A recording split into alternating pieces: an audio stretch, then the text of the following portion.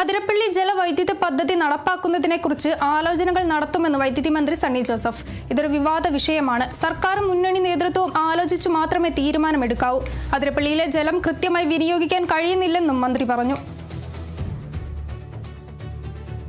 അതൊരു വിവാദ വിഷയം തന്നെയാണ്. ഞാൻ കക്ഷിയേരുന്നില്ല.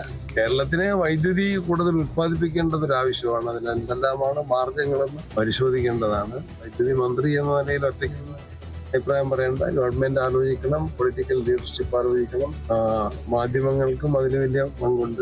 പഠനത്തിൽ നിന്ന് കൂടുതലായിട്ട് നമുക്ക് മുന്നേറാൻ സാധിക്കുന്നില്ല. ശ്രമിക്കണം. ഇപ്രാവശ്യത്തെ പ്രയാസം അതിരൂക്ഷമെന്ന് ഞാൻ പറയുന്നില്ല, പ്രയാസം ഉണ്ടായിട്ടുണ്ട്. അത് മറികടക്കുന്നതിന് ഒരു വലിയ ചിന്തയുണ്ടായിട്ടുണ്ട്. ഇതൊരു ആവശ്യമാണ്.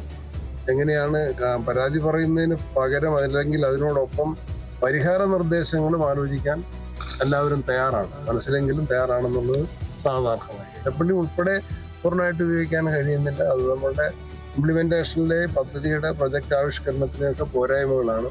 അത് കാലം അനുഭവം നമ്മളെ പഠിപ്പിക്കുന്നുണ്ട്. ആ പാഠങ്ങൾ ഉൾക്കൊണ്ടുകൊണ്ട് പുതിയ സംരംഭങ്ങളും സംവിധാനങ്ങളും ടെക്നോളജിയും നമുക്ക് ഉപയോഗപ്പെടുത്തേണ്ടത്. Will think about it.